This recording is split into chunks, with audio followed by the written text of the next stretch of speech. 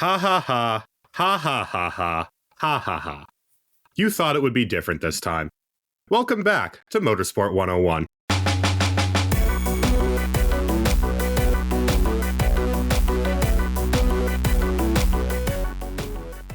The more things change, the more they stay the same. Hey everybody, welcome to episode 498 of Motorsport 101. Sorry for the small hiatus, but we're back! And we really are getting into the heavy-duty business of motorsport season starting up again. Yes, welcome to episode 498. This is going to be our Formula 1 2024 season preview. And believe me when I tell you, morale and excitement in the Motorsport 101 couch has never been higher. We cannot wait for this season. What do you mean it's just going to be Max Verstappen defending his title again? God damn it. That's our show. Me when I lie on the internet. I love lying. I mean, I've got a nice, as you can probably tell, RJ O'Connell and Cam Buckley are also here on the show as ever. A pleasure to have them on as our esteemed company. And we're going to get through the next hour and a half talking about the upcoming 2024 F1 season. And we'll try to make some excitement out of it. No promises. We're not miracle workers on this podcast, but we try. But I did have a fun little bit of a kind of pre-shows opening topic to get into as well. We got to talk about Alex Bowman because the Daytona 500 happened and William Byron won. Dre, did you see on Hendrick Motorsports' store? You can buy the smoking gun. You can buy the nose off that car. Really? I did not know this. Yeah, they sell race-used body panels, and you can buy the nose off of Alex Bowman's car that committed genocide on an entire family of Fords. Which is crazy because that was all blamed on William Byron at the start, and then we watched the replay, and it's just like, oh, hang on. Byron got a push from Bowman, and Bowman's been pushing dudes like crazy all race. Yeah. Well, it was, and it's a your shame team just got bullied by Rick Hendrick. What can I say? Only this time, Hendrick had to commit war crimes to get there. But as they said in a former game franchise, history is written by the winner. Typical Hendrick bias. You know, NASCAR favoring Hendrick driver William Byron to screw over Hendrick driver Alex Bowman at the finish. It did take us about half an hour to finally settle actually won that thing because the timing of them going over the start-finish line and then throwing the caution when they were virtually dead level was 6/1000th of a second. Was that second closest Daytona finish ever, I want to say? Yeah, I think that is second closest behind Hamlin beating Truex over the line in 2016. I don't think either one of those races hold a candle to 2007 personally for narrative and excitement, but that's just me. Upside down and on his roof. Mm-hmm. I really appreciated Kevin Harvick being the perfect foil to Clint Bowyer. He really is the anti-Bowyer, and I mean that in a positive way. Kevin Harvick's a fantastic broadcaster. Like he's one of these guys. He's a natural. He's knowledgeable. He knows what he's talking about. He doesn't become overbearing. He doesn't say anything that's annoying. I'm actually really enjoying Kevin Harvick in the booth a lot more than I ever did as him as a driver. It's funny how these things turn out. yeah, that's kind of the case. You know, I can and will continue to get away with it. I'm 3 for 3 on overall team picks thus far this year. Go on. Yes. Yeah. You also won the Bathurst 12-hour. Yes. I can keep getting away with this. No. And you know what? I'm going to keep getting away with it. They've cracked open a cold one in front of me. I can't stand this podcast sometimes. More specifically. He's cracked open a Red Bull in my presence. I can't stand it. I have heretics as podcast partners. Tastes like downforce. Ugh. He's just doing his Max impersonation, says Kira in our audience chat right now. Yeah, that just about sums it up. Yeah, I could just, by the way, before we really get going as well, we don't talk about it regularly on the show anymore, but if you haven't been watching World Superbikes and their season opener at Phillip Island, go out of your way to find how Alex Lowe's won race 2 this morning, because we might actually have to start talking about World Superbike again. Superbikes are back on the menu, fellas. Yeah. Unfortunately, Phillip Island in the best possible way is a massive outlier in the fact that it's good.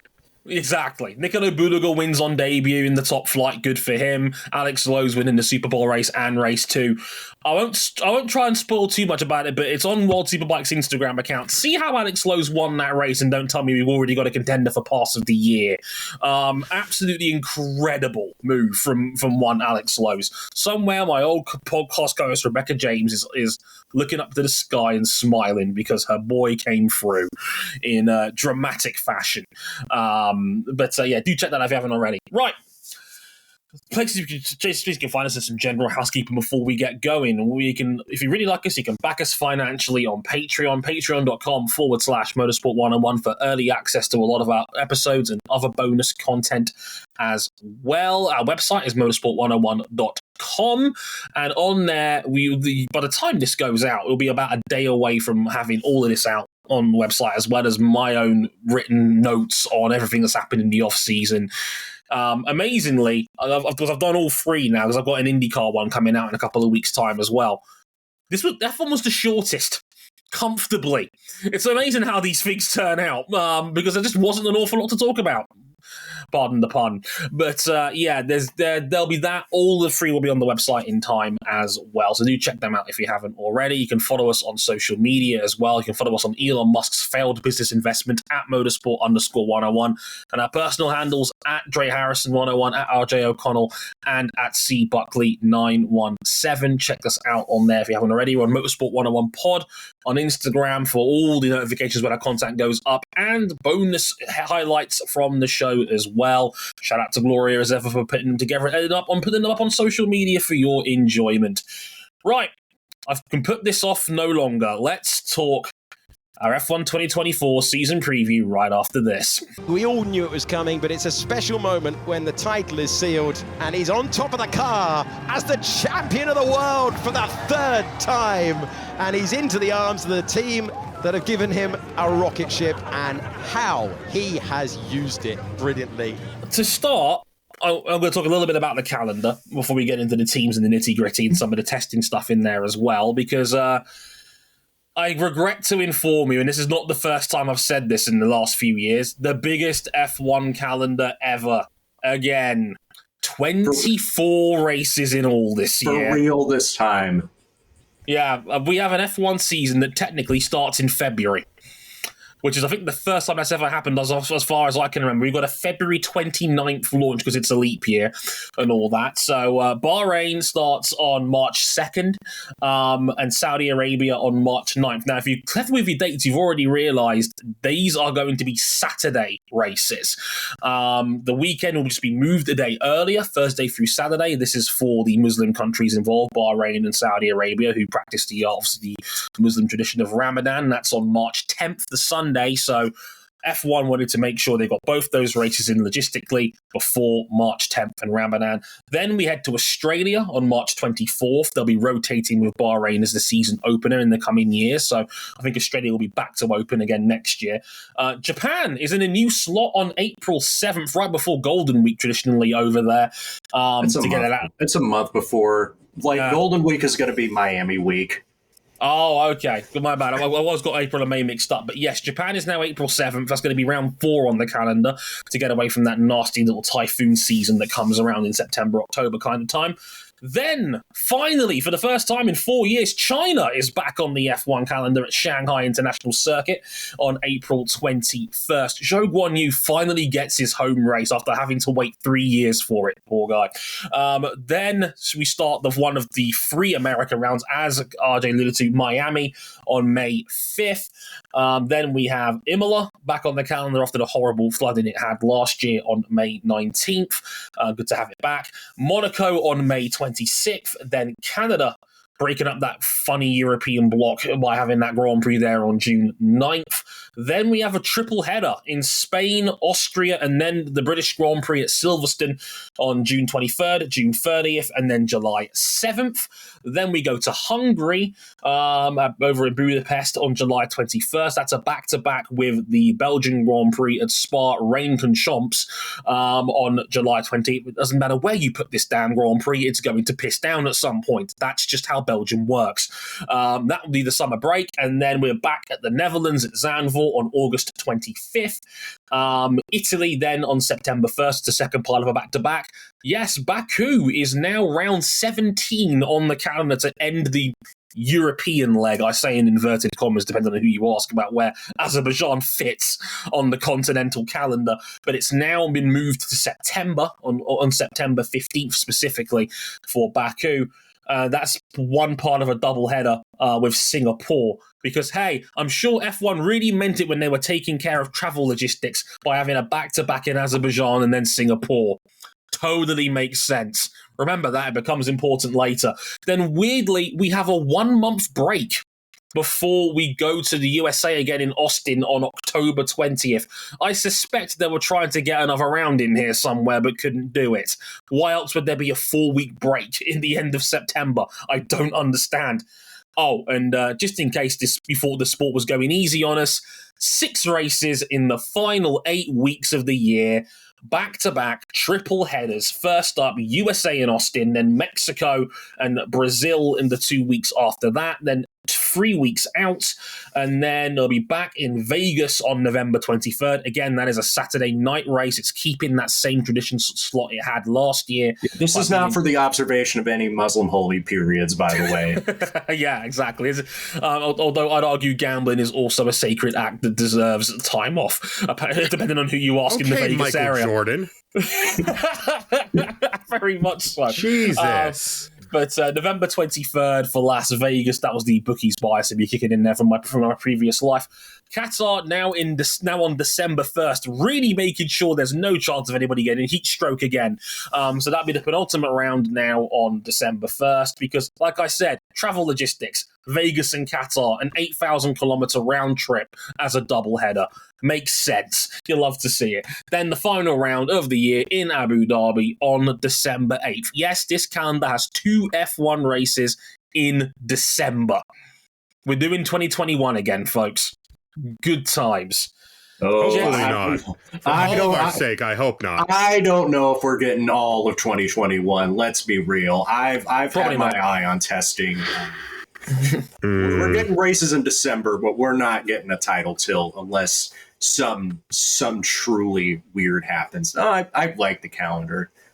I think having Shanghai back on the calendar is great. I look forward to Imola being back. I know the racing's probably going to be pretty processional, but it's a neat place to have a race. God, I'd love to come to Suzuka one of these days. It'll happen one day. It's an iconic venue, and look, I'm glad Japan's getting that early season rub again. It's a nice little shot in the arm round to get early on, because I'll be real with you. I like a lot of the changes. I like the fact that Japan's now in April. That's been coming for a long time, and I'm glad it's finally happened. I'm glad China is back. I think it's a good track.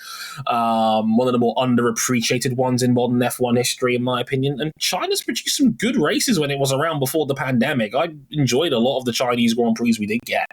I think Baku makes more sense at the back end of Europe rather than the front. And yeah, I think they did the right thing by putting Qatar back into December rather than putting it in the back end of summer where everybody was literally cooking. And I don't mean that in a positive metaphorical sense either.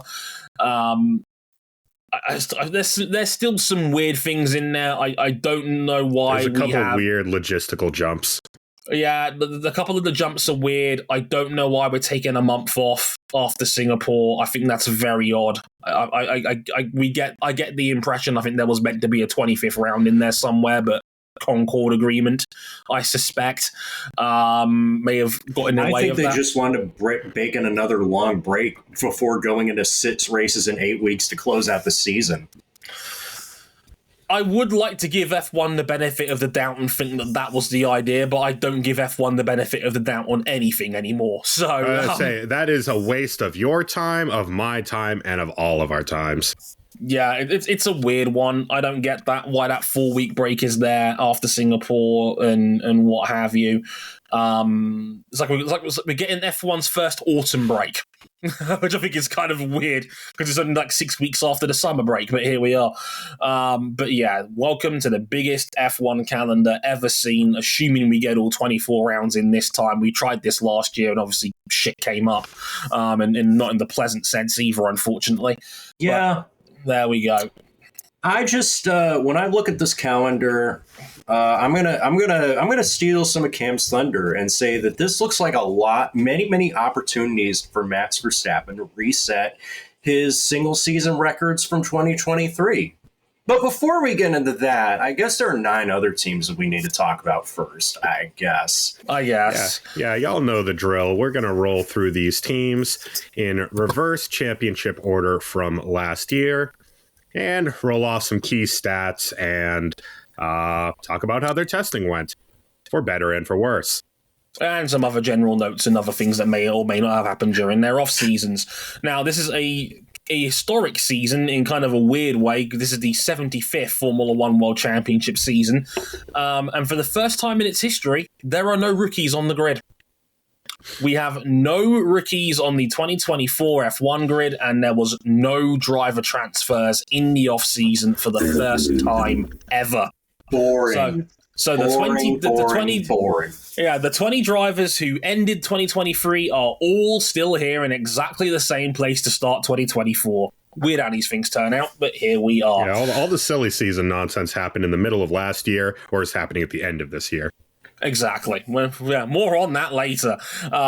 So let's get into, as we mentioned, reverse champion. So first up on the board is Haas. Hang on. As Jason says in the chat, congratulations to Vacant for winning Rookie of the Year.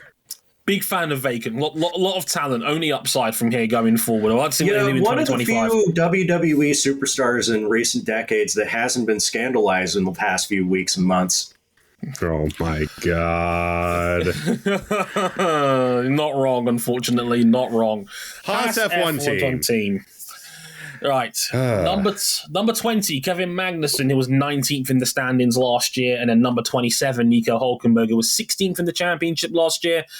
Before the aforementioned February week of chaos, arguably the biggest story of the offseason was a shocker in January when, out of nowhere, Gunther Steiner walks away from the Haas F1 team. Gone. Ayao Komatsu has come in as the new team principal. He's been promoted from inside Haas's technical department. He will now lead the team going forward after seemingly Gunther Steiner got into a bit of a heated tiff with Gene Haas about the future of the team in general. Allegedly, according to a lot of the higher-ranking journos and media, Gunther was asking Gene for more investment into the infrastructure of the team and the business, and Gene wasn't prepared to do that. So I believe the quote from Gene was something to the effect of, "We have enough resources and enough investment. It's all a matter of application." No, you don't, and no, you don't. Because this has been a point of contention with Haas for many years since they came into the sport. About this is year 9 of Haas F1 team. This is year 9. What the hell? How is this year 9 of Haas F1 team? I remember it like it was yesterday, pitching Fernando Alonso into a barrel roll from which would knock him out for 2 races. And then Romain Grosjean gets points on debut. This is a win for us. Yeah, exactly. That was 9 years ago now, which is kind of wild. And look, a part of me feels a bit sorry for Haas. And the reason why is because they caught a hell of a lot of strays when the news dropped during that week of chaos in February when F1 rejected Andretti's 2026 application. Everyone was like, well, look at Haas. And I'm like, well, Haas weren't dreadful last year. Like, we've had worse F1 teams in a vacuum in the last few years than what Haas produced last year. But yeah. I'm not disputing they have fundamental problems they need to fix. Yeah, I think the fundamentals here. Sorry, go on, RJ. Sorry. Yeah, one of the big things that came up during test week was a quote that said, "We're not focused on performance, we're focused on tire wear." And I think people latched onto that saying, this is another example of how Haas is not serious. Well, I think if you watched last year, you'll know that, yeah, the tire wear problems are probably the first thing that they should focus on, because it doesn't matter if over a single lap this thing is like the bee's knees, if it's going to just eat its tires for breakfast, lunch, brunch, dunch, and dinner, and dessert, and fifth meal throughout the season. Yeah, and this has been an ongoing thing basically since 2019, where the Haas has never seen a set of Pirellis it hasn't eaten. And alongside that, the philosophy of effectively outsourcing the whole car, because they are the smallest team in Formula One by a fairly substantial margin, only about 250 people. About 250, yeah. About 250 people. They have most of their actual, hardware work done outside the team. They buy in all that they can from Ferrari. They outsource the actual construction of the parts they do design out to Dallara. And that makes it very difficult for them to solve problems once they are found. It's like the design and engineering equivalent of the telephone game, where inevitably something is going to get lost in translation, and it's just going to lead to more problems at the end of it. Yeah, because they've never introduced an in-season upgrade that hasn't sent them backwards. Last year was no exception, and that was after all of the tire wear problems that that car last year would get into Q3 and then sink like a stone. I want to say Hülkenberg had 8 Q3 appearances last year and only converted it into points on 2 occasions. Yeah. The car just doesn't work over a race distance, and they pay the points most weekends on Sunday. Mm-hmm.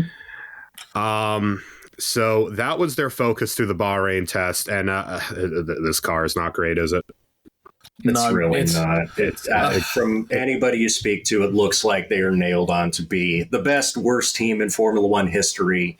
Again, despite, having 2 pretty solid drivers in Nico Hülkenberg and Kevin Magnussen, although last year Kevin Magnussen was off the boil. When Magnussen came back, he brought a lot of goodwill for this team by finishing 5th at Bahrain in 2022. And this is 2024, and I think now we're going to learn how long that goodwill has before it starts turning sour like milk in the fridge. He's not a young baby anymore. He's 32 years old. He's 32. He's been here for 10 years. Yeah, this is year 10 for Kevin Magnussen. He's 32 now.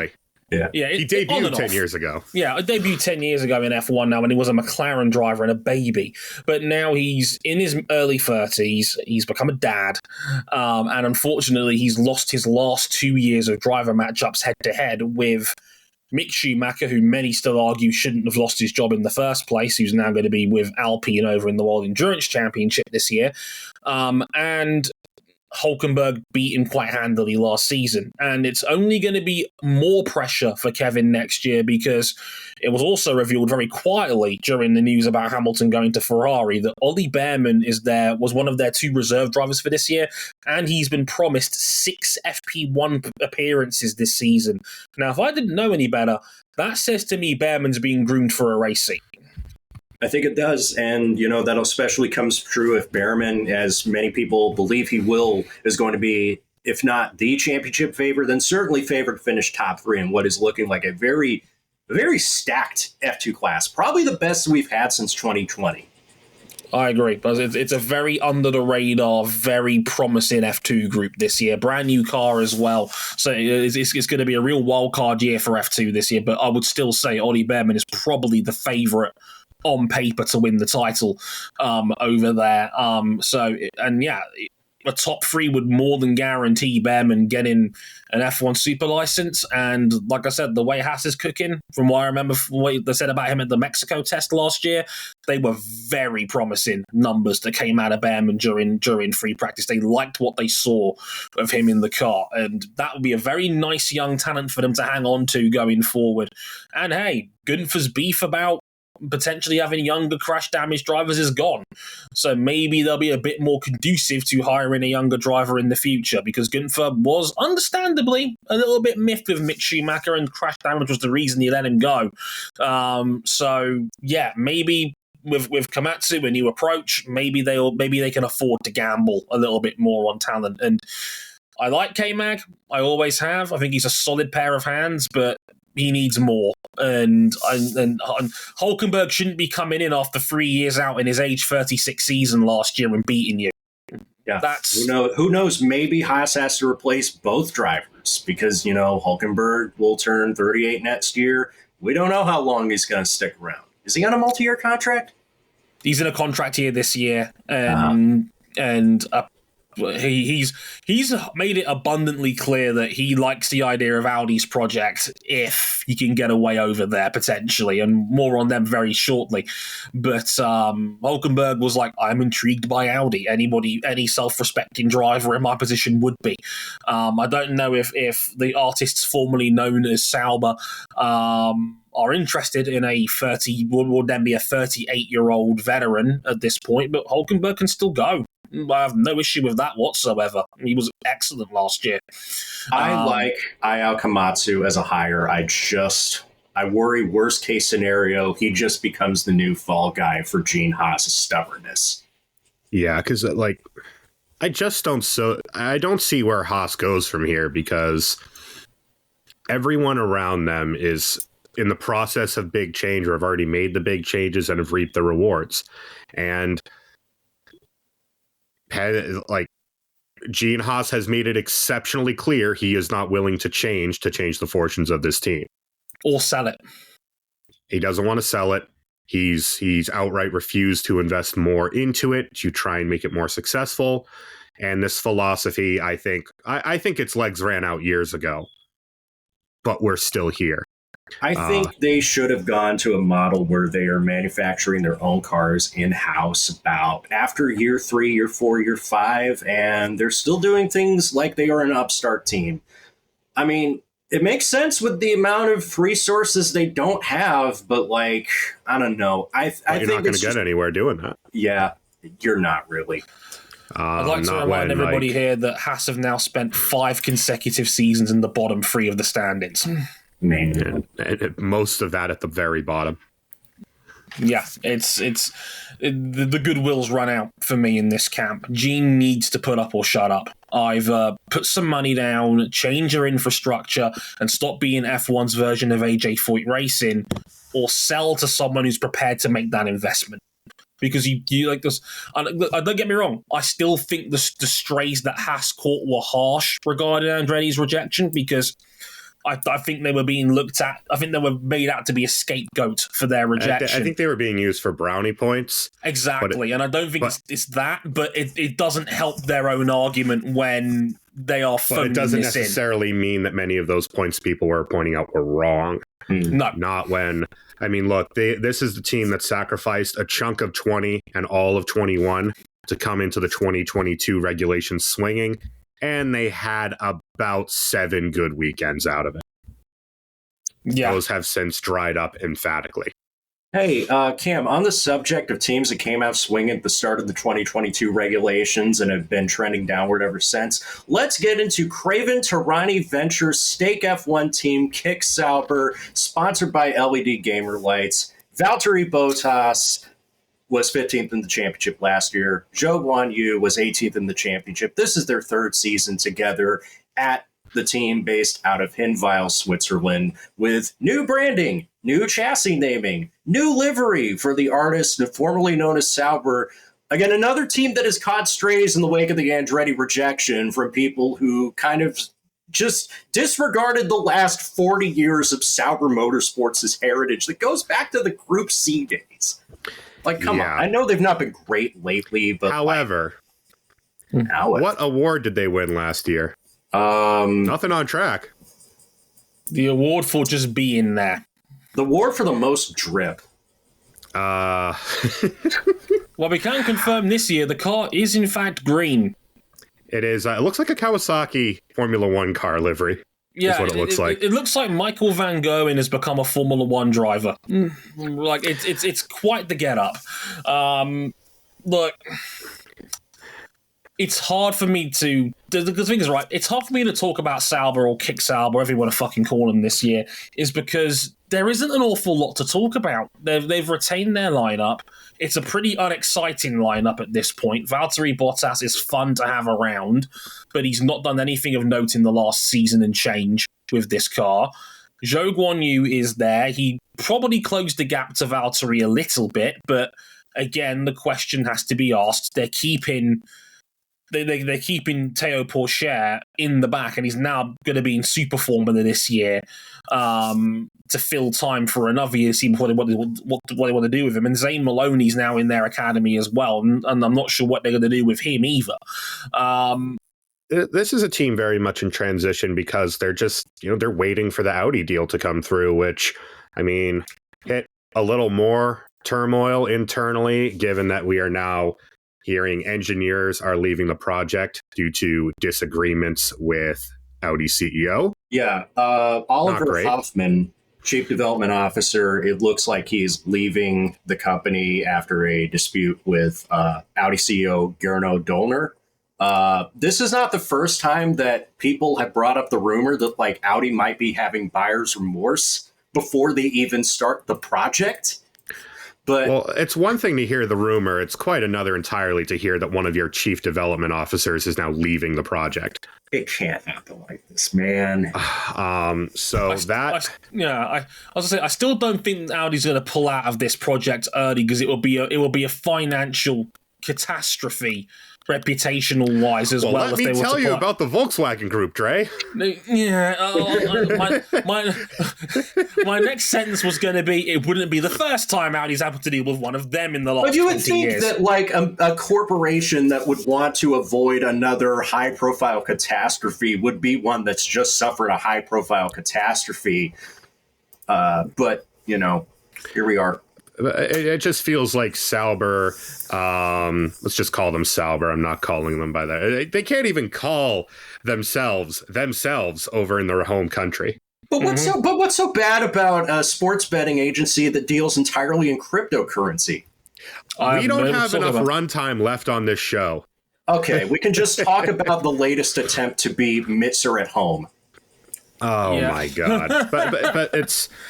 They're waiting to become the factory team. They're waiting for the next set of car regulations because those refresh alongside the power units at 26. I really don't. I don't see them doing much in the next couple years besides simply treading water.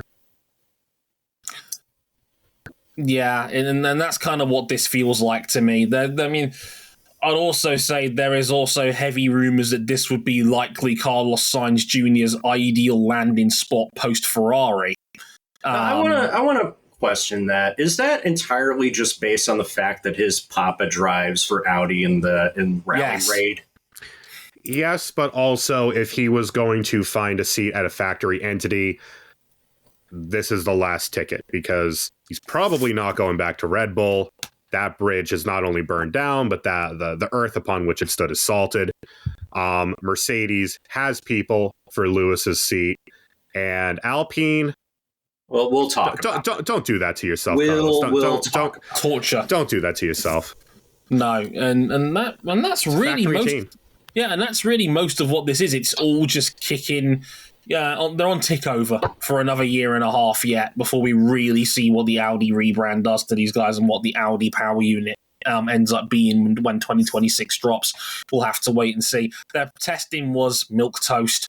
Nothing like... Classic Sauber glory running. Glory running, Guan Yu Zhou right at the end of testing. Yeah, to beat Red Bull over the timing screens because I was like, yep, there it is, half an hour to go. There's the Sauber glory run. Everybody empty your glasses. If anyone playing the F1 testing drinking game, which in case also that happens, please get help.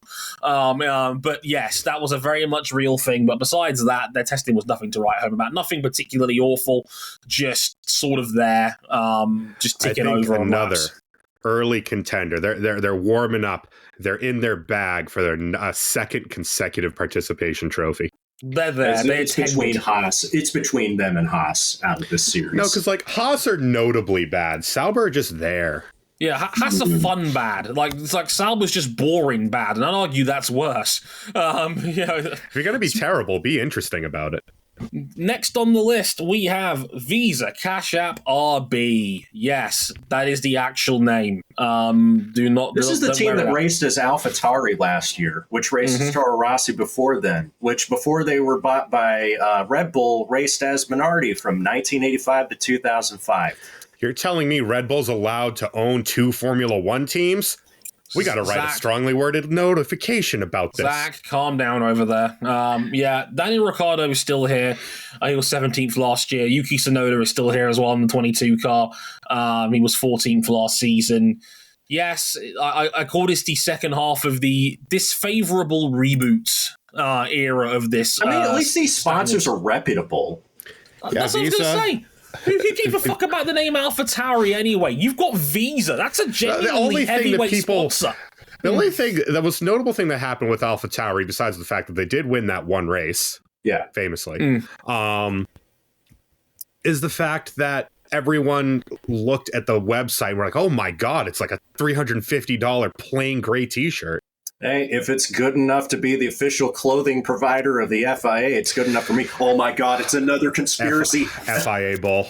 Okay. FIA Bull. Okay, but in seriousness. Not a great name.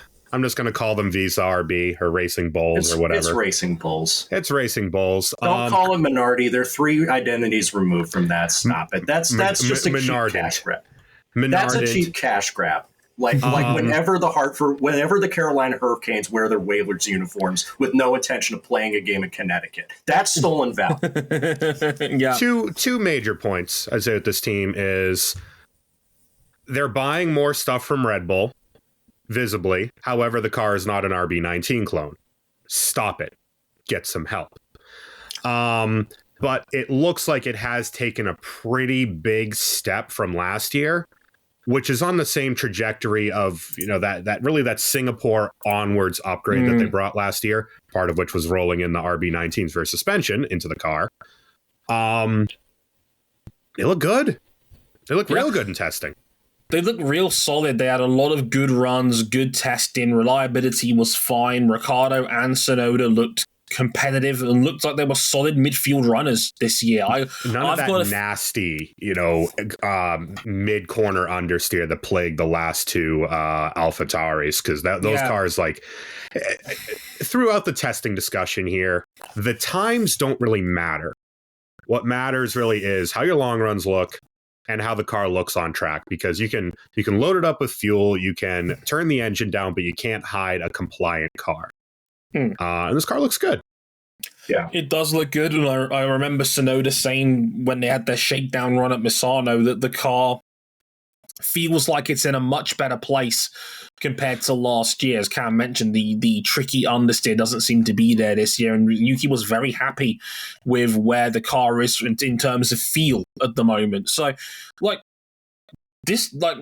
take the piss out of the reboot all you want. It looks like this team is trending in the right direction again. It looks like I think they've got the best driver pairing in that lower end block with Ricciardo and Tsunoda there.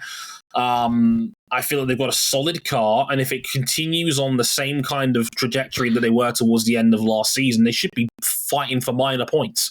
Yeah, again, which I think it is such a step from last year. I mean, last year, Franz Tost, now no longer involved with the running of the team, was talking about how he doesn't trust his engineers anymore. Well, now they've cleaned house. Laurent Mekies is going to have a real opportunity to wash the Ferrari stink off of him really quickly. And I think both drivers have an opportunity to post really competitive results, which gets me to another talking point. This doesn't need to be a situation where one driver needs to win all the head-to-head battles, at least not in my opinion. As long as they're both performing at a reasonable clip, I know it shouldn't be, because to kind of set the table, Yuki Tsunoda was box office last year. Not perfect, but really when solid. That car was a truck, the first half of the year, he was dragging results out of it that it did not deserve. And then went blow for blow. Once Ricciardo was in the car, he went pretty much blow for blow with him for the rest of the year, with a Ricciardo who was a far cry from the disastrous McLaren Daniel Ricciardo. But this is Racing Bulls. And we know what this is all about. This is Daniel auditioning himself for the 2025, or maybe even earlier if Perez lays a particularly large egg, Red Bull seat. It could also be Yuki Tsunoda auditioning for a 2026 Aston Martin Honda seat in the near future. Could be. I think if Aston Martin is smart, which they're not, they employ Lance Stroll, he should be in contention for that already. Because if you're going to be Honda's factory team going forward and you want to be a serious organization, I don't think there's a driver you could put in better who's already got ties to the company and already has proven himself in the past year to be someone who belongs here. It's kind of unprecedented. It's kind of unprecedented that we've had. This is going to be year 4 for Tsunoda in the second team, and no one's ever done 4 years at this team in a row like this. So it just goes to show that like they are serious about like this is not a junior team. No, this is a sister team. It's a sister team now. And to that point, I think, again, very smart of Red Bull to, well, frankly, stop pushing against the current and just have them buy parts off of the more serious parts off the primary team.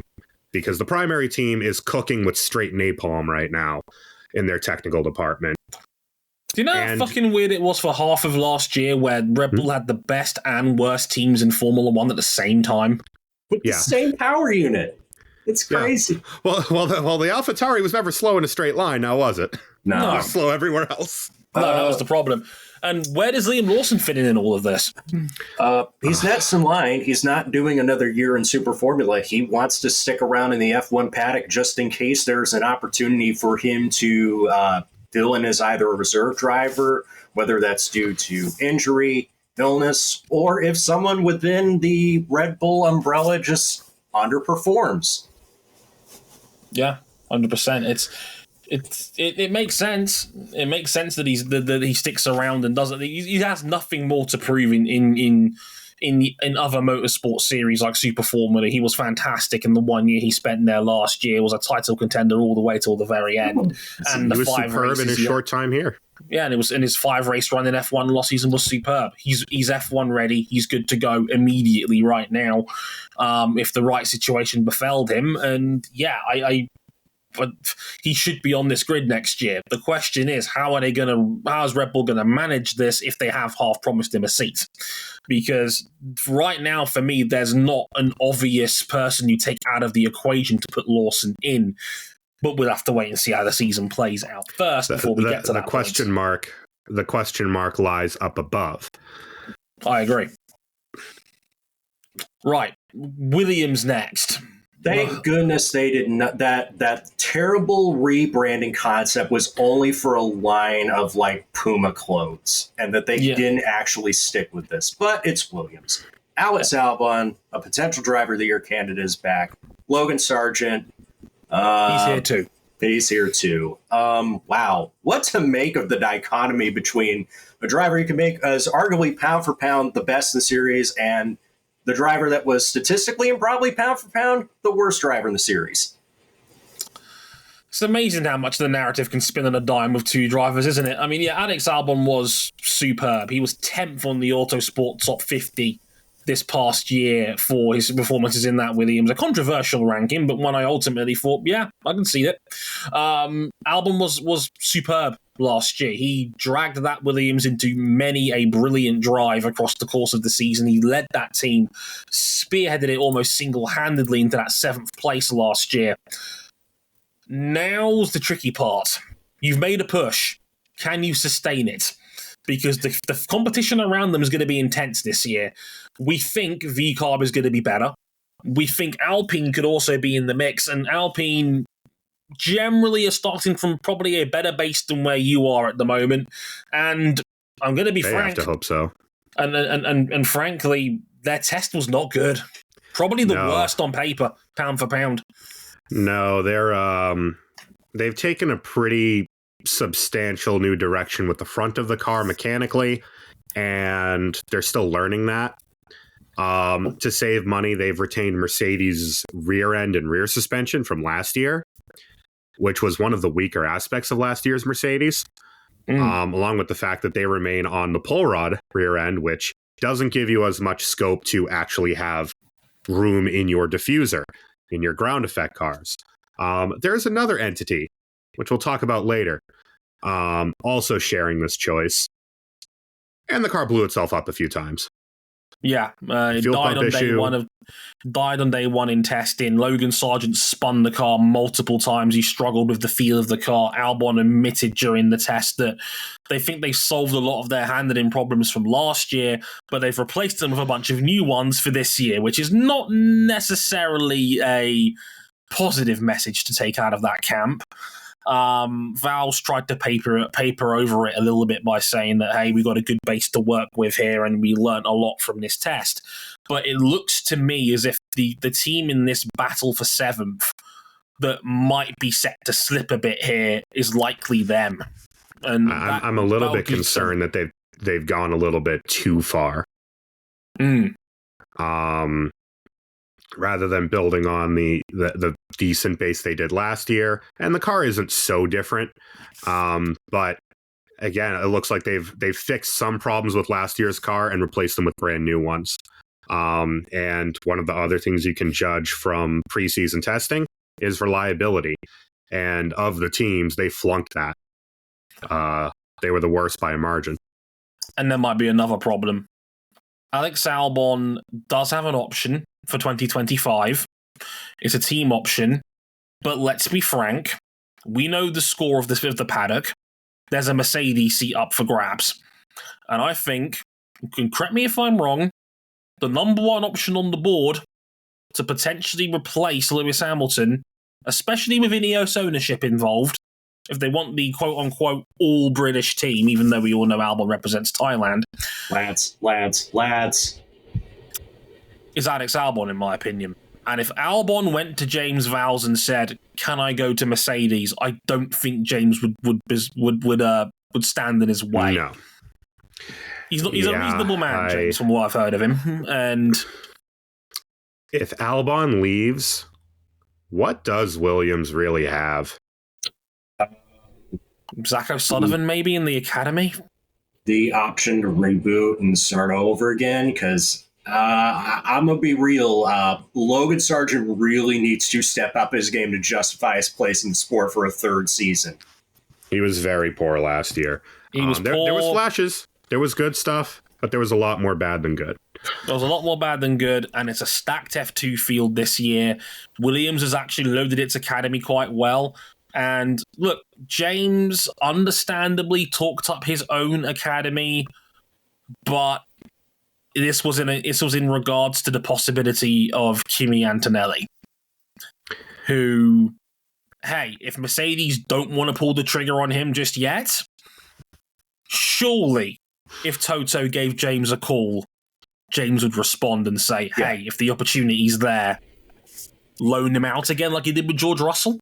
Yeah, and it would be a much better loan out opportunity than what George was faced with 5 years ago when Williams 100%. were... Yeah, they were, however bad they looked in preseason testing, they were definitively worse this time 5 years ago. We thought they were going up. Dude, 5 years ago, they showed up late with an illegal car that was the slowest car in Williams F1 history relative to the field. Yeah. Remember that Paddy Lowe era? It was a fun time, and that car scored a point. It did get 1 point. It did by get the grace of the drag strip of poor judgment and nothing else. But yeah, I do think Williams. I think that their trajectory would probably be a little bit similar to last year, but I do not think they're going to have the safety net underneath them of AlphaTauri now racing bulls, starting off with a sled. Speaking of teams that are starting off with a sled and are trending downwards after testing, let's talk about the Alpine F1 team. Oh boy! Get your hazmat suits on. This is rough. Is it a good sign that the most exciting part of their off season was them exposing the fact they lied about what their new car was going to look like? Me when I lie, I love to lie. I love when I lie on the internet. I don't know, Dre. I think the better part of their off season is when it was described as slow, overweight, underpowered, and possibly one of the worst cars in the field by multiple pundits. You know, it's bad when there are rumors going around on social media that Alpine engineers are liking tweets about how terrible things are. And then deactivating their accounts. The perennial no man's land inhabitants of last year. I don't even know what to say about Alpine. Like their test, they did a lot of running on fairly high fuel. I don't think they did a lot of representative running as far as one lap pace, but the car just doesn't look good out on track. It's like every time Gasly and Ocon turn into a corner, they're not quite sure what they're going to get. It's not been confidence inspiring, is what I will say. We know trackside. We know what the biggest issue with their car is, their powertrain, and the fact it's between 30 and 40 horsepower down, according to Otmar Safnauer when he was there last year. It's crazy. They sacked Otmar Safnauer, and now the team's worse? That's ridiculous. This was supposed to be the fix-all to all their problems. And let's not forget, they've now made Bruno Faman their permanent team boss now. Like, that was announced when they revealed their car, that he's now permanently in charge. And let's not forget, he is the fourth team boss this team has had in the last 4 years. The thing is, I mean, the last two cars were hamstrung by their power units, but they weren't bad cars on paper. Clearly good chassis the last 2 years. I mean, last year at the low power dependency tracks, they were quite good. They could kind of nip at the heels of Ferrari and Mercedes on a good weekend. But this year, it doesn't look good. It doesn't look good trackside. They set no laps below 1 minute 32. Now, Alpine generally tends to go high fuel on their tests from what we've seen from their patterns, but not even a glory run to placate some of the murmurs about this car being terrible is probably not a good PR move from the team in this sense. Like, give me something here. It was like, we know this team on paper is good. It has a good chassis. The drivers are very solid for where they are in the standings. Esteban Ocon and Pierre Gasly are two good drivers, and I think Gasly just came off his best year in F1. I thought he was very good last year to be able to walk into Alpine straight away and trade punches with Esteban Ocon. That's good. That's a good sign that Gasly now belongs on this 2 years there trading punches with Fernando Alonso, who we know has been phenomenal over at Aston Martin. It's a good yardstick that Gasly actually does belong on this grid, but he's not the problem. Neither is Esteban. The problem is that this team looks like it's donkey at the moment, and it's not ideal. And they've already sold off a quarter of this team to raise 200 million euros in cash last summer because, hey, Taylor Swift's boyfriend now owns a chunk of this team. Isn't that cute? Well, it's a good thing that he won something because I don't think he's seeing this car win much of anything this year. It's the same deal with Sauber, really, as it feels like until the new powertrain regulations come around, even if they do get the chassis in order, I just don't see how they move forward because 30 to 40 horsepower, that's free lap time. Yeah, that's free lap time that everyone else on this grid has over you. But apparently not as much free lap time as taking all the paint out of the car. And the car is barely painted. And I'd like to remind everybody that both Red Bull teams paint their whole cars. What is good about this? The RB19 was painted from tip to toe. Imagine if it would have been even fat. They might have won Singapore if it wasn't painted. I was going to say, like, the paint they did add on day 3 was worse. It looked uglier. It's wild in that sense. And yeah, look, I think Alpine was the straw that broke the camel's back in terms of how we felt about unpainted carbon fiber liveries on that one. It's just, there's not an awful lot of nice to come out of that camp at the moment, and it doesn't fill me with a lot of confidence in regards to what Alpine did. I've said before, I think they are the most difficult team to place on this rankings, because my first thought is it really as bad as what some of the press are saying? And I guess there's only one way to find out next week. But it doesn't exactly fill me with confidence on that. Now, this is what I'd like to call now the contenders wing. This is where we get to the slightly more serious teams. And first up is Aston Martin. Fernando Alonso, who was 4th in the championship last year, phenomenal season from him. And Lance Stroll, who was there in 10th. He existed. Now, forgive me if I'm wrong on this, fellas. Feel free to cut me on this one. Fernando Alonso loved being an Aston Martin last year by the accounts of it, right? He seemed genuinely happy to be there, and the team made a big step forward. They were, they were contending for wins at one point. They were certainly on the podium multiple times. I think they had 8 podiums last year. The big step forward for the team. Mike Crack loves Fernando, openly said towards the end of last season, we want to give Fernando a new contract and keep him here for as long as he wants to be here. So if that's the case, why hasn't he signed a new deal yet, RJ? Talk to me about your mans. Well, is your man's playing games again? Yeah. Look, I've never said that Fernando Alonso is always at a team for a long time. He's at a team for a good time. And he probably sees... Me when I lie on the internet. There is a team that is having... Okay. He's playing with his meat. Whoa. Yes. Okay, yes. Doc. Okay, Coach Rivers. Okay. He is potentially angling for a move to take over the seat that will soon be vacated by his longtime good buddy, good pal, best coworker he's ever worked with, Lewis Hamilton at Mercedes. Anything you can do, I can do better. I can do anything better than you. No, you can't. Yes, I can. No, you can't. Yes, I can. Little did they know that commercial would be so prophetic. I just love the Hakkinen cameo, personally.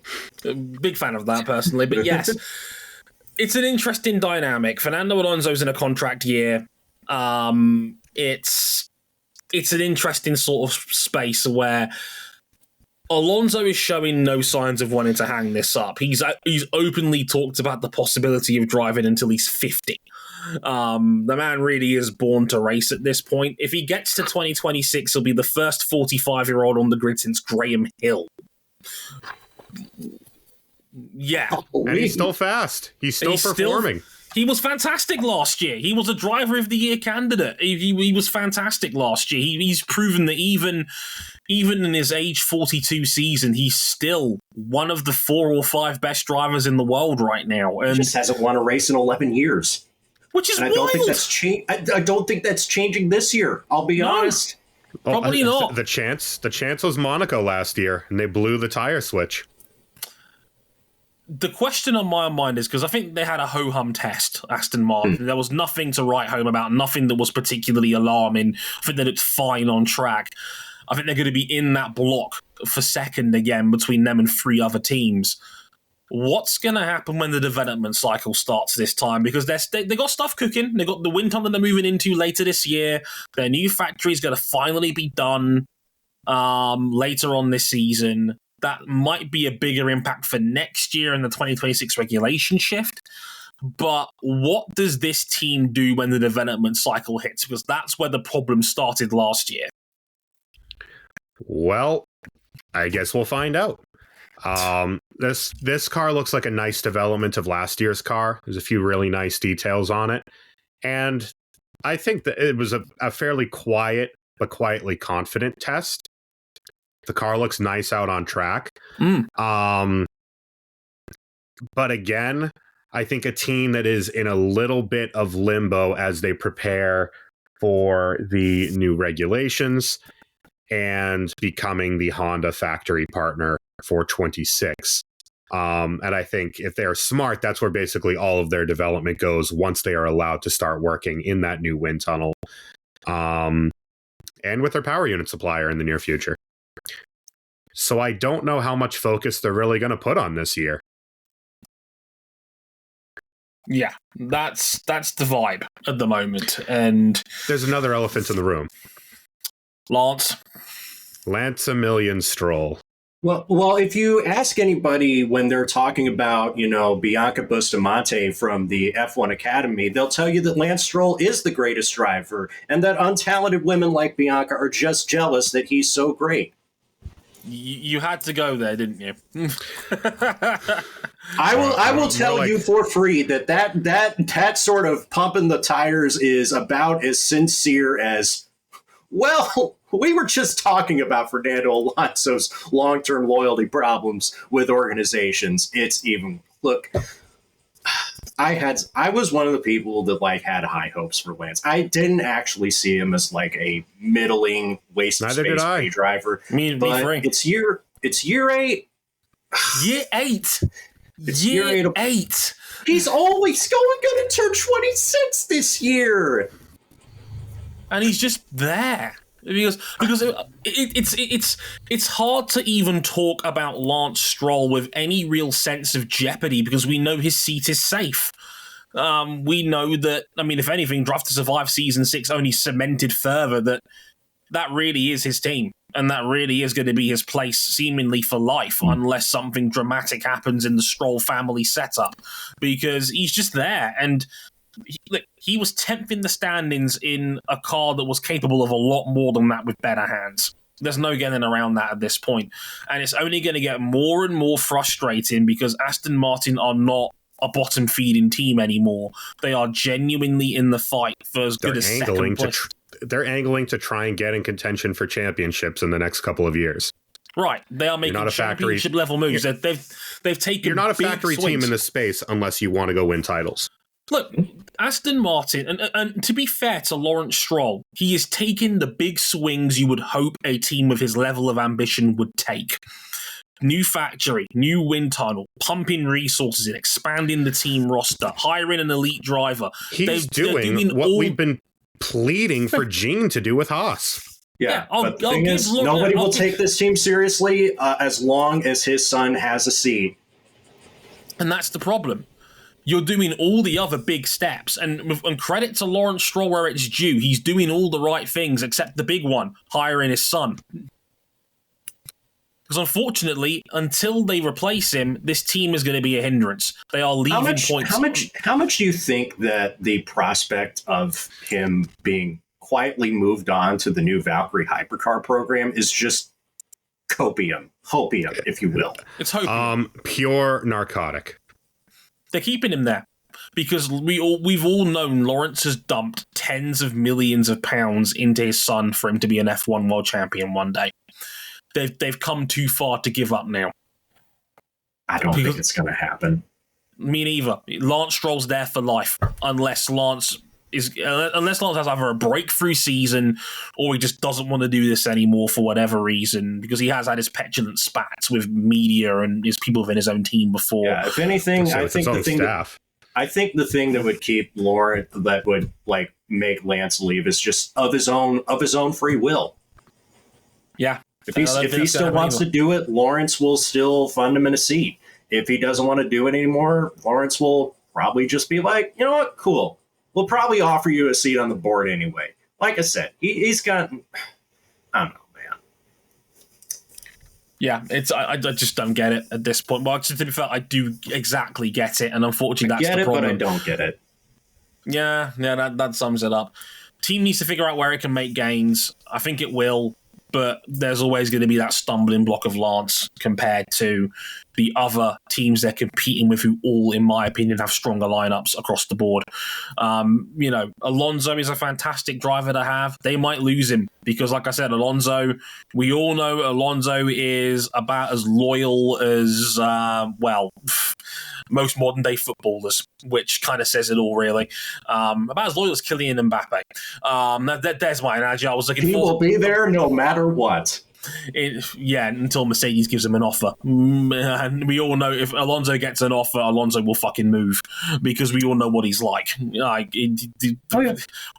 last shot at glory at Mercedes makes a whole heap of sense for a guy entering his age 43 season. But that's how I look at it. But next on the list is McLaren. Lando Norris was 6th in the standings last year. Oscar Piastri was 9th. The obvious headline.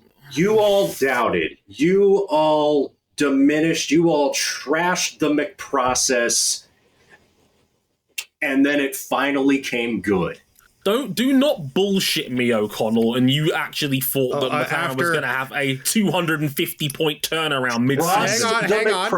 You know, a broken clock is right twice a day. And RJ O'Connell was right for the first time in 10 years about McLaren F1 team.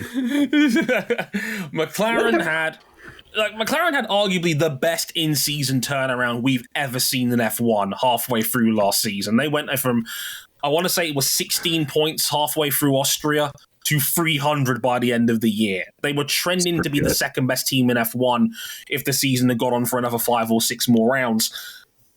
Look, this is a team that, again, has made big swings. New wind tunnel now in place.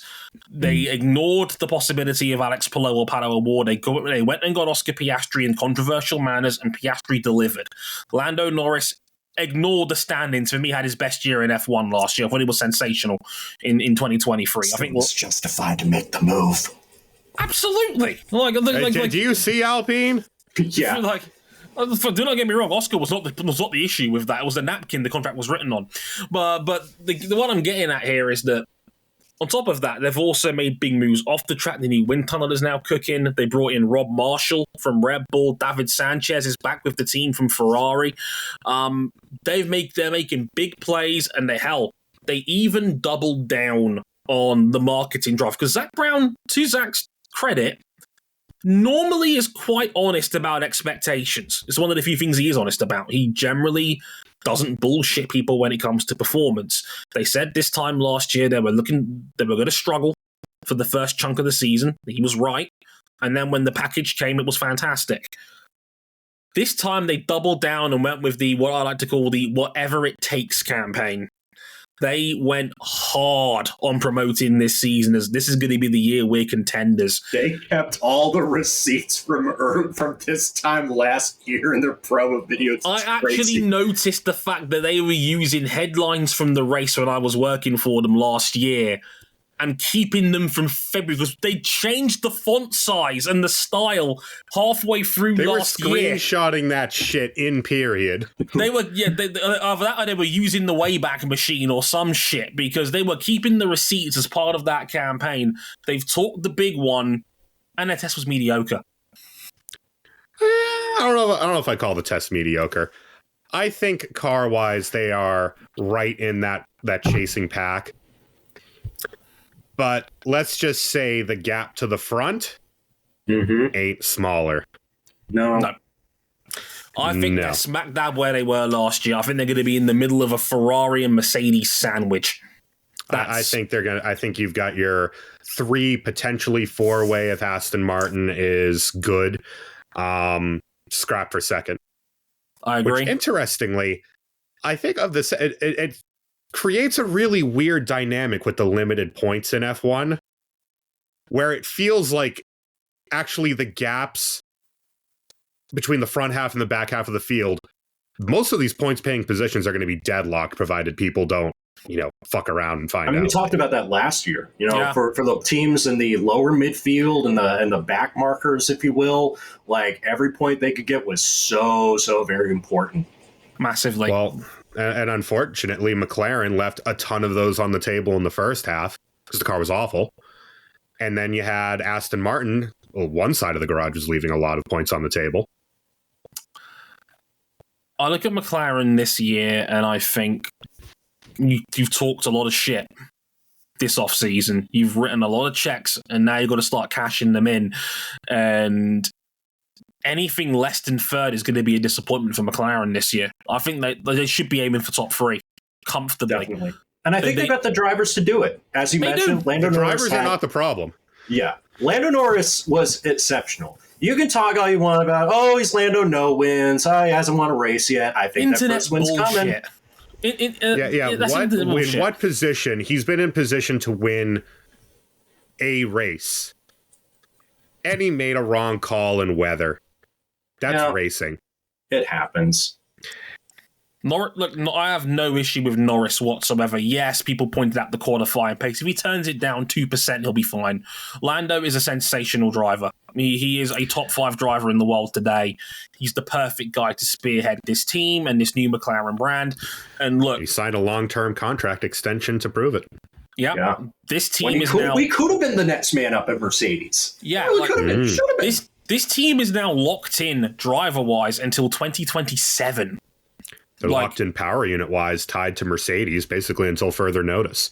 Yeah, this is a team that is building continuity, and Oscar Piastri, I am still concerned about his tyre management because there was a long run on day 3 where he was losing a second a lap to Fernando Alonso when the tyres were started to get used up. I worry about Oscar's tyre management. I remember when this was happening, me and King, Ryan King, of course, looked at some of the junior career of Oscar. And there was an alarming thing we pointed out that most of his points in Formula 2 came from the sprint. He is the perfect moniker of his F1 Manager 22 profile, where all his points have been put into raw pace. He's incredibly quick, but I do worry about his tyre management is going to get exposed a bit more this year. I do agree to an extent. I also think Lando, I think, is quite great. On the field is one of the better tyre managers. I think a couple of years kind of in no man's land at McLaren really taught him how to manage a race. But also I do wonder if it's a little bit of a trait of the McLaren, because that's where, especially last year on one lap pace, they had the strongest car in the field at times. And then we would get to race day and Red Bull would rip them to pieces. Well, that's Red Bull. That car is just so good at everything, especially. But that's just it, is that the Red Bull's X factor and the reason why it was so damn unbeatable last year wasn't the fact that it would kill you over a lap. It would be death by 1,000 cuts. We'd reach lap 7 or 8, and suddenly Max would just start ripping over half a second out of the field every lap. Right. So I think that is something, and I think it's something in the mechanical platform of the car that McLaren talked about late last year that they need to address this year if they don't want to just be in the chasing pack, but have an X factor to go and try and hunt some wins down. I'm not sure where that's going to come from, though. Maybe having a better second driver will help them in the long run, but I'm not seeing it yet. I don't think it's a question of the drivers. No, I don't think so either. No, me neither. Strong team, but they need to be finishing third. Minimum this season, in my opinion. Otherwise, people are going to be asking questions because, like I said, they've been very. People have been asking questions for 11 years at McLaren. Yeah, everybody. Here's what I want to say real quick as well before we move on. We rag on Ferrari for being the perennial underachievers and the Haas. We've also seemingly forgotten that McLaren's now also gone 15 years since their last championship. You know what this is? This is like when everybody rags on the Dallas Cowboys for winning nothing the last 30 years and then reminding people the San Francisco 49ers have actually had a longer championship drought. Yeah. Yeah, and the 49ers have only been back to relevance somewhat recently. HR wants you to know the difference between flirting and harassment. Although that's going to come up here. Mercedes AMG F1 team. Yes, this is the Lewis Hamilton 44 Appreciation Tour, the last call, the Arrivederci Tour, whatever you want to call it. It's been a good run. George Russell's here too. Anything happened in Brackley this offseason? No. Well, so your Mercedes Formula One team, and you just got shredded the last 2 years. So you copy the philosophy of last year's crushingly dominant car, only for the new version of last year's crushingly dominant car to come out with bits and pieces from your car from last year. The concept that you famously failed with, that is now a famous small odds and ends from that concept. Yeah. All right, the Red Bull is not a zero pod. What the Mercedes is, though, thus far, well, it's a hell of a lot better than last year now, isn't it? Because last year couldn't have gone much worse. How do we rate Mercedes' test? It was there. They were there. They ran with a bunch of fuel on board. The car looks fine, which is a far cry from the last 2 years between the pogo stick and the driftmobile. But I don't think this is not a return to the Mercedes of old. No, it looks like they're again firmly in that second group. That's the impression that I get. There was nothing there that leapt off the page to say that Mercs will be anything more than challenging for second again. And the difference is between them and McLaren is with McLaren we've been used to them underperforming Mercedes, we know, wants to win championships. We know they have the Brackley super unit.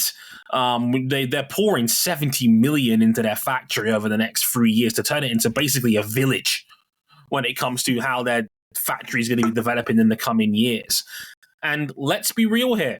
No one talks more shit than Mercedes and some of its fans do. This is a team we measure in the... Yeah, like, this is a team we measure in the context of major champions. And I can already see the turn happening because a lot of people were very quick to torch Toto Wolff and torch Mercedes for not keeping Lewis Hamilton. Now, I've always said, torching Toto Wolff for having only 11 years of Lewis Hamilton and not 13 isn't the flex you think it is. But this is a team that should be expected to be title contenders, and it's going to be year 3 of them not doing that, and that's going to piss off a lot of people. Well, and that's what's driven Hamilton away, because we know he wants title number 8, and the way it's trending right now, it's not going to happen with Mercedes. No. And he doesn't have much time left. Ain't happening across the bridge either. I think Mercedes is in a really weird spot because it's the end of the Lewis era. This is the last year. We don't know who they're going to slot into that seat for 25.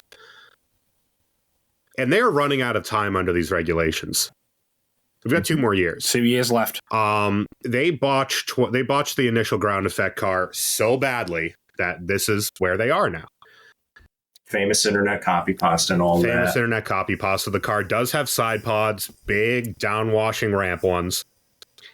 And they've made a few steps. If out of all the cars, this is the most changed car. This is a 100% new car, front to back. There's a lot of really nice detail on it. There's some things that I think are going to be very difficult to copy. Their front wing is a fantastic interpretation of the regulations. Just on the limit of them, but I would say definitely legal. And I think the objective here, I don't think they're going to be all that competitive to start with, but they have a much, much better base to build from than they have the last 2 years. I think their objective this year has to be build up through this season and then throw the dice on next year to try and develop this into something resembling a championship contender. You need to be coming by. You need to be a clear second by the end of the year. You need to be giving Red Bull problems because, I mean, last year, everyone has a plan until they get punched in the face, right? Mercedes got all 32 knocked out in a single punch in Bahrain. And yet it was still good enough for second because their main competition just kept tripping over themselves without even having the second best car. McLaren started off the year horrible, Aston Martin finished out horrible, and Ferrari's car has never seen a set of Pirelli tires that it hasn't eaten making Cookie Monster noises. They got second in the constructors by doing nothing. And I think the very, very big Luigi energy. Big Luigi energy. And I don't think they're going to be able to get away with that this year. I think this year's Ferrari, which we'll get to next, is a big step forward for them. And Mercedes needs to make an equivalent step, a bigger step, in having a better base and being able to develop it across the season. And I do wonder how checked in Lewis Hamilton's going to be because Mercs can't help him this year. They can't force him having trade secrets to send to Ferrari. So Hamilton's going to be getting the Alex Palou frozen treatment while George Russell's going to be spearheading this team going forward. They're going to have an open seat they've got to replace him with. I would say, I mentioned it earlier, Albon and Antonetti are likely their 2 favourites for that role, most likely. I wonder what the last year of Hamilton in silver is going to look like. How checked in mentally is he going to be early on if he knows he can't win a title with this team? I would say if we roll into Bahrain and it's another Super Saiyan 2 Gohan punch to the gut in Bahrain, I don't know. I think a lot of the work, I think a lot of the long-term impactful work with Mercedes this year is going to be happening on the inside, and not a lot of it's going to be visible out on track. I agree. Also curious to see how George Russell gets on, given he made a lot of little errors last year that added up to a lot of problems. What do we want out of George Russell? Stop making mistakes. Don't overdrive it. He's got to raise the floor because his ceiling is still one of the best in the field. But There was way too many times last year where he was trying to get blood from a stone. Everyone not driving an RB19 was trying to get blood from a stone. Difference is most other people weren't throwing in at walls every 2 weekends. I mean, for me, like the Singapore crash was just stupid. There was a lot of errors where you go, that doesn't look like a guy in year 5 or 6 of a Formula One career, and it didn't look like the guy who was Mr. Consistency in 2022. Again, getting blood from a stone and making something out of a very problematic car 2 years ago. Didn't look like the same driver who was so impressive in 22. Indeed. And we know what he's capable of. And I think the pace is still definitely there from George, and I think that's half the battle with what he is as a driver. Exactly. And as Kira points out in our chat, I mean, he was Mr. Saturday. He's always been. He's an outstanding qualifier, and he is equal with Lewis in terms of over a single lap, which is a fine compliment for a man who's got over 100 pole positions in his life. Like, he just needs to get it down on Sundays again, like he did in 2022. If he does that, he'll be absolutely fine. He'll be one of the best drivers in the field by the end of the year again. No problem in my mind about that. The prancing Haunts, Scuderia Ferrari. Charles Leclerc 5th in the standings last year. Carlos Sainz 7th.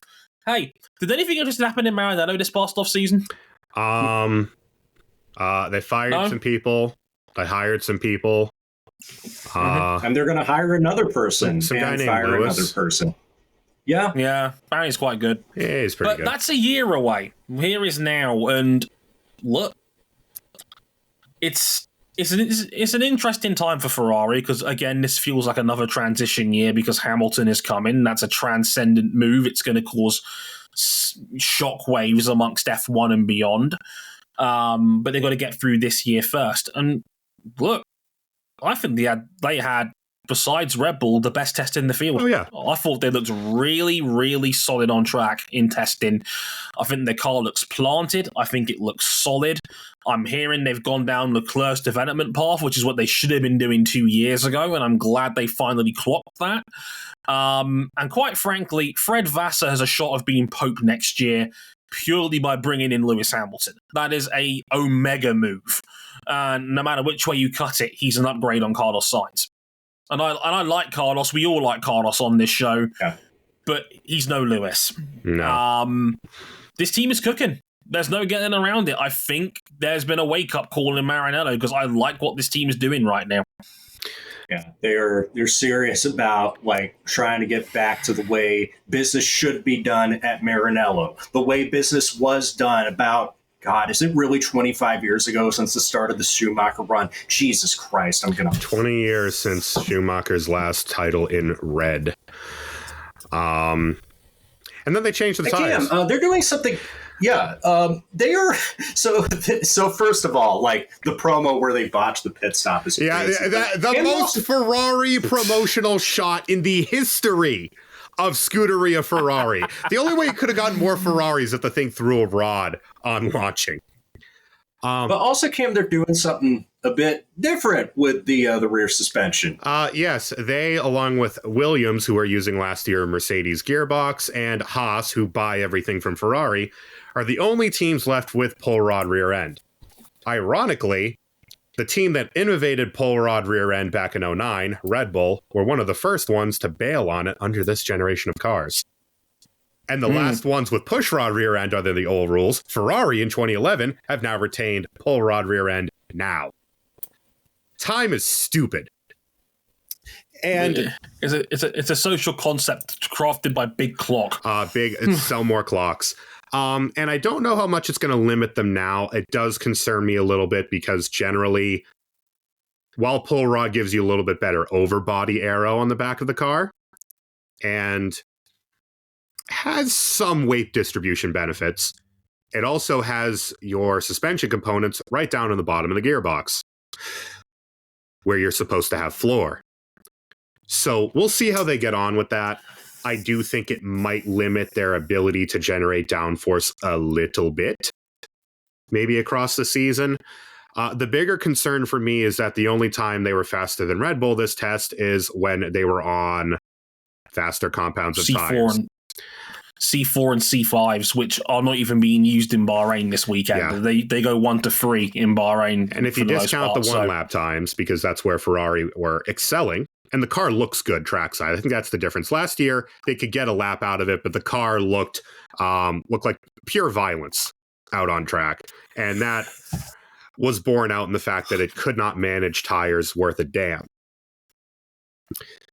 The bigger concern is that Max shot them to pieces on long runs on equivalent tire. And that's Ferrari's biggest problem. Last year, we saw them just fundamentally not understand, especially harder compound rubber. Yeah, the softer compounds would tend to hide the problems with the car. So you have higher initial grip. Yeah.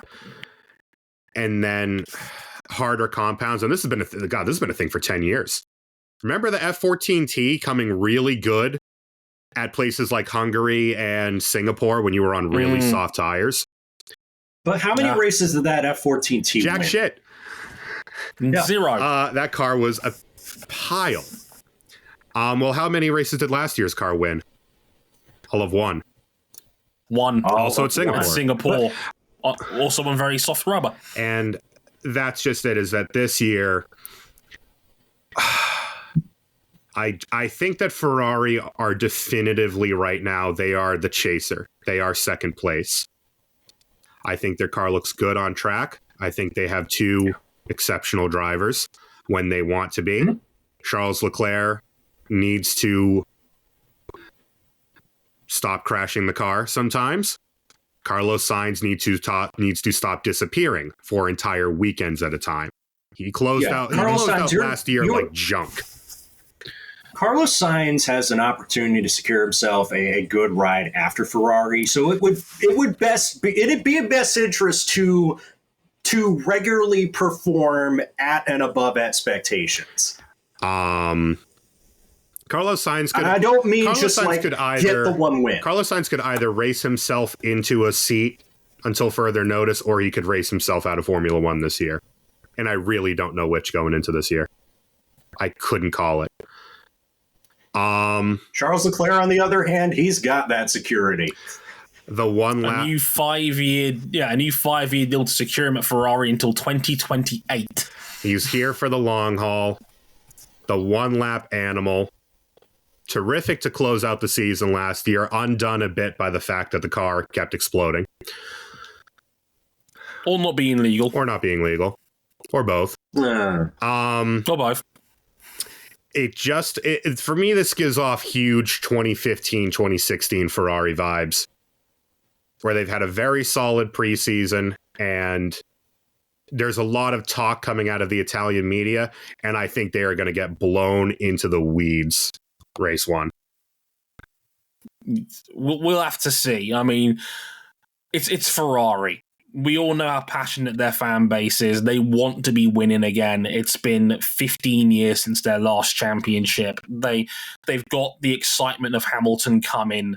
They want something to hang on to for the future here. And I think there is something here, definitely, but not what they think it is. I think they need to start thinking about 26, not 24 or 25. That's why Lewis is going there. The idea, just like Mercedes, it is a mirror move to what happened at Mercedes. 1 year under the old rules to acclimate to the team, to understand their processes, and then they go into the new regulations fully integrated into the team.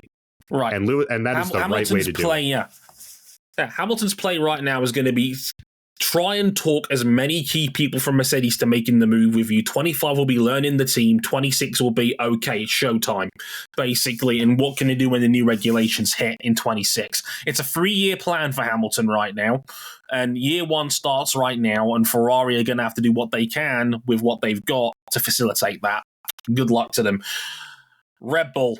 Well, there's unfortunately, yes, we know Verstappen was champion. Yes, Sergio Perez was runner-up last year. And yes, they're probably going to dominate the championship again. I would cut probably. Yeah, I'm trying to be nice about this, but there's no getting around it. There is a dark elephant in the room regarding this team right now, and be careful, listeners of the show. This is going to be a sensitive subject area, so look after yourselves on this one. There are dark allegations against Christian Horner, given he's under investigation right now by Big Red Bull, not the racing team, actual Red Bull, in pertaining to what Sky Sports call coercive and controlling behaviour. The Telegraph, one of the leading newspapers in the Netherlands, has gone as far as to call it sexual harassment, with over 100, quote, pieces of evidence that was used in an interrogation against Horner last week when Red Bull, who brought in an independent third-party barrister to conduct the investigation, interrogated Horner over, and it was an 8-hour-plus interview, according to what Sky Sports reported at the time. Now, we don't know all the facts. This investigation, quite rightly, has been done in private. We don't know the full details. We don't know the timescale, and we don't know exactly what has happened. So we can only speculate on this to a degree. What we do know is that there is a lot of pressure from outside of the Red Bull bubble or environment, you could say, pertaining to what this could be.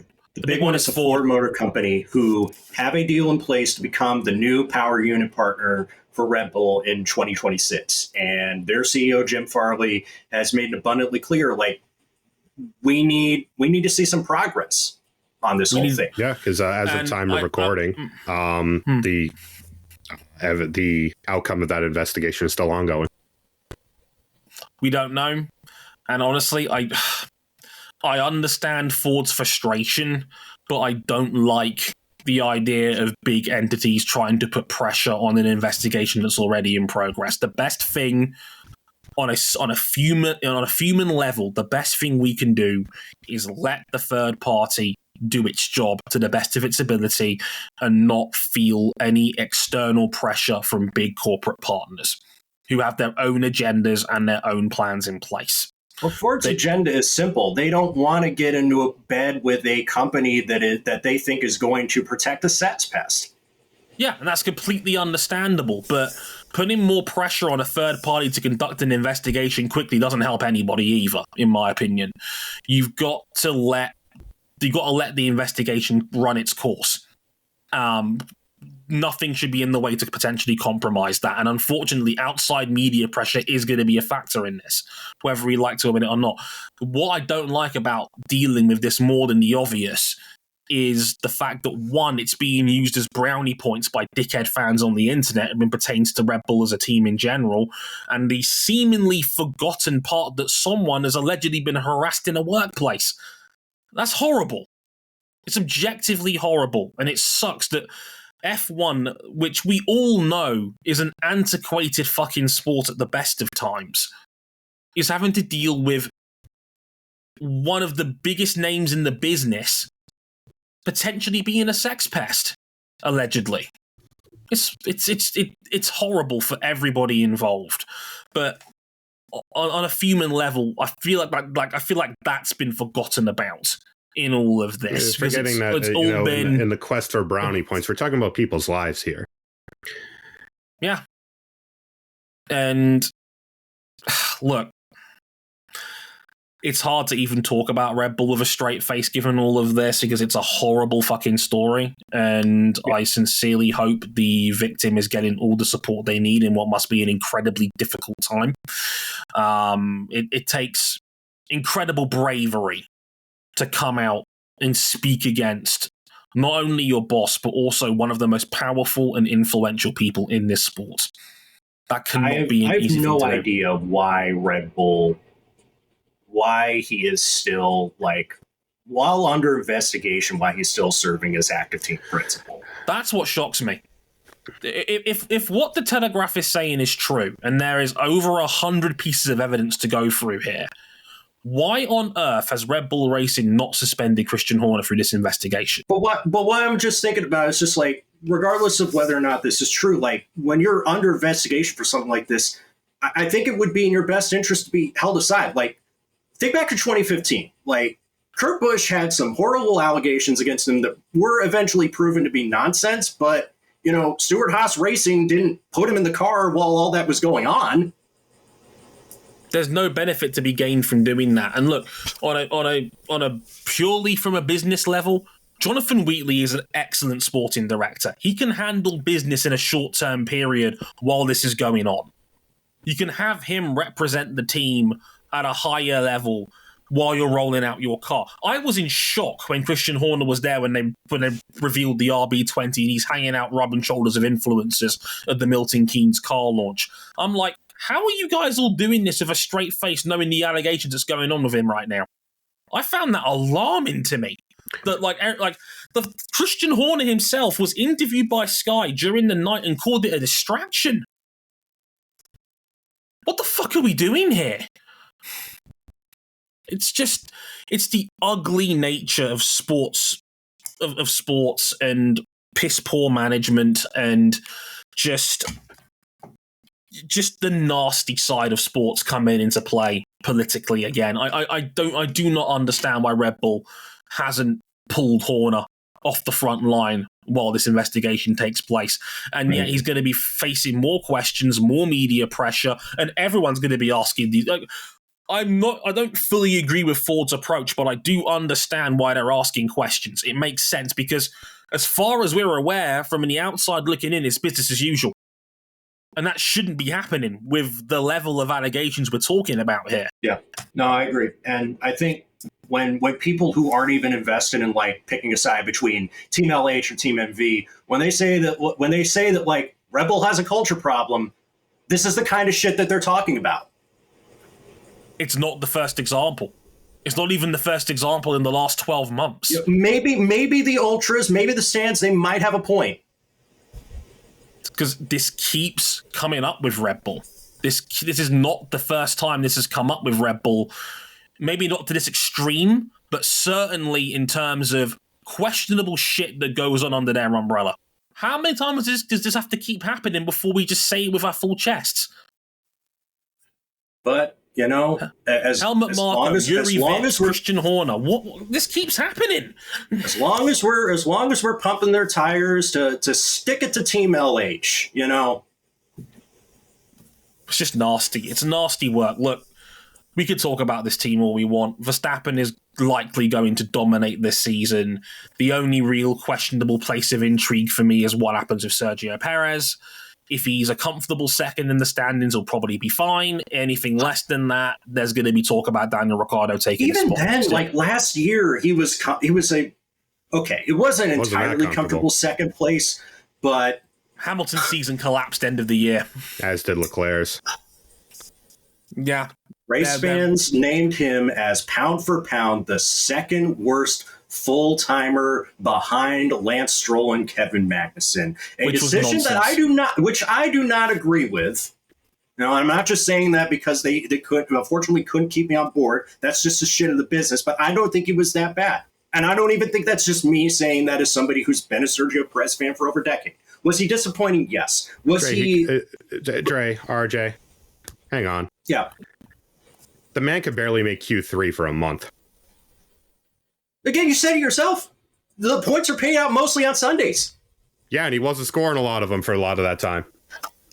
He's better. He's like the team is better than P6s coming back from the middle of the field in qualifying.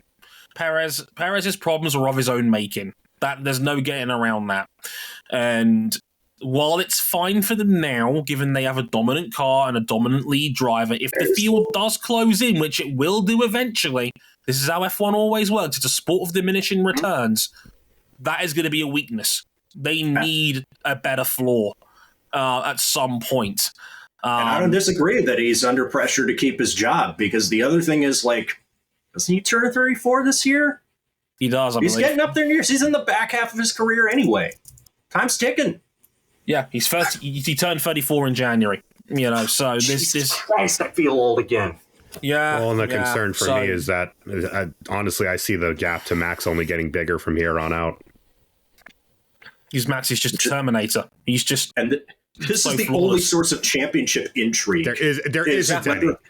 I will tell you this for free. There is no championship intrigue. It's a question of how many, once again, for Max Verstappen. Okay. Because I normally end this preview with a bunch of questions pertaining to who wins what. I think it's all safe to say we'd all just say Red Bull and Verstappen for drivers and teams respectively. Yeah. So I'm gonna change the formula a little bit. Okay, first question. Second in the team's championship goes to... I think Mercedes. I'm willing to hedge. I think it's Ferrari. I think it's Ferrari as well. I like their lineup a little more. I've got a half feeling that Hamilton will mentally check out of this season halfway through. I don't think it's going to be a matter of... I think it'll be close that Ferrari gets over the line. I think it'll be close as well. I think McLaren will be in there as well. I don't have full faith in McLaren just yet, but I think it'll be Ferrari as well. Who finishes sixth? Sits in the constructors? Behind that block of what we think will be McLaren, Aston, Mercedes, and Ferrari. I like, at least from the evidence that we have seen so far in preseason testing, knowing that this is going to be a long game of internal developments, how you get it right, how you get it wrong, how you just have upgrades to do absolutely nothing. But from what I've seen so far, I like Team Faenza. Racing Bulls, RB, V car. Yeah, I like Visa. I think Visa RB as well. I think that the top five, obviously, some of those are going to be clearly out of reach. I'm really curious. This is the car I'm arguably most curious to see once it's on track where it actually shakes out, because they look really, really solid in preseason. Indeed. Last one for me. Max Verstappen wins 19.5 over or under. Over. Does Max beat his win record from last year? He matches it, he goes under. He gets 19 wins. Over. Oh, dear God. I think 21 to 22 is on the table here. I think Perez will get a couple here and there. He still is a good street track specialist. I think there'll still be a couple of those days where he'll be strong. But I think 21-22 wins. Given the rumors out of that camp that this is effectively an initial spec, and then there's going to be a fairly substantial upgrade in Japan, which makes sense given it's Honda's home race. Now that they have... last year was them tanking the penalty. What are they going to do with actual in-season development? That is a legitimately terrifying thought. It can't be like this again, man. I think it might be. The scariest thing of all... It can't be like this. With this Red Bull, besides the fact that it looks like Max has driving aids on going around the track, I mean, it's just so planted. Effortless, even. It's that you know what it reminds of is that famous Michael Schumacher lap of Suzuka on YouTube where you just see the morale of the field shattering when he goes 3/10 faster on himself. It's like when Max was 1.1 seconds faster than the field at the end of day one, and you could see and feel the paddock rattle. It's the power of the shit-eating grin from both him and GP. Watching that lap.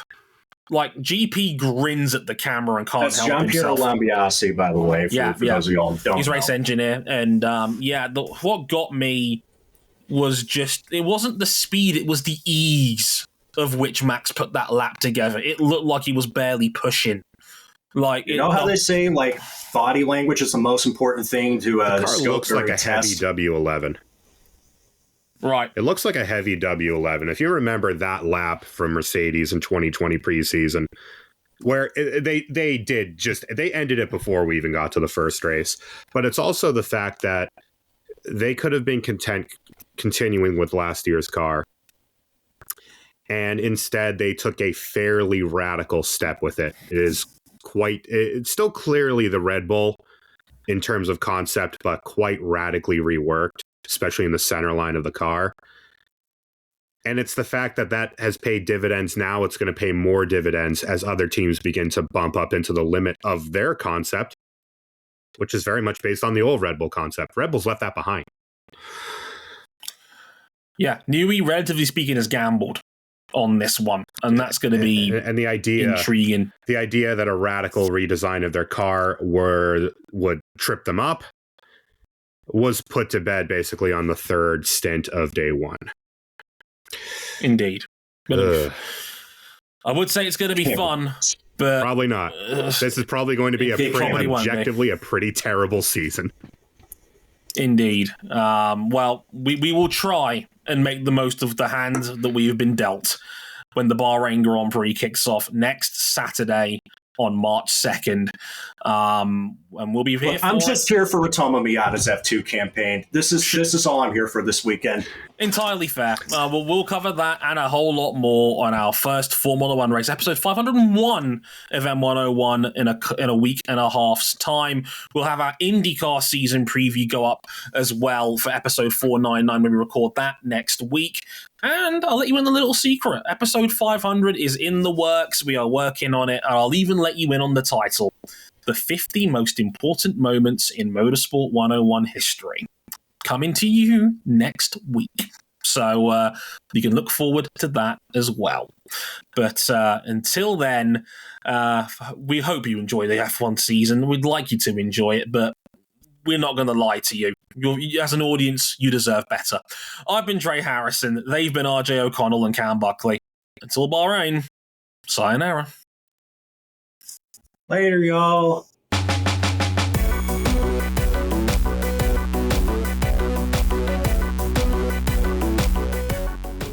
So how many? It's not a good sign when that's the best Cam Buckley can do for a witty statement to end the podcast. We are fucked.